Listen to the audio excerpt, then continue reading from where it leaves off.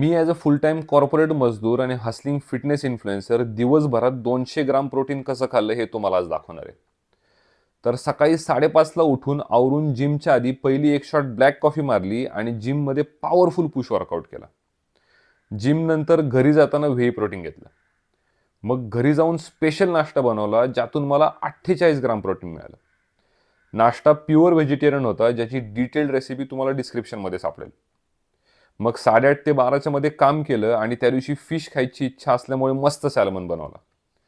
मी दुपारचं जेवण mostly heavy बनवतो, त्यामुळे जेवणाला रात्रीची पनीरची भाजी, राईस, सॅलड्स आणि बाजूला सॅल्मन असं सगळं खाल्लं ज्यातून मला 70 ग्राम प्रोटीन मिळालं. तुमच्या डाएटमध्ये फिश इन्क्लूड करणं खूप गरजेचं आहे कारण की फिश खाण्याचे खूप जास्त फायदे आहेत. मग परत काम करून 4:30ला ग्रीक योगर्ट बोल खाल्ला आणि बाहेर चालायला गेलो. 10K स्टेप्स कंप्लीट केले. घरी आलो आणि पटकन नेहासोबत सोया आणि पनीरचा पुलाव बनवून खाल्ला आणि 200 ग्राम प्रोटीनचा गोल कंप्लीट केला. यातली कुठली डिश तुम्ही पण खायला प्रेफर कराल हे आता मला नक्की कमेंट करून सांगा.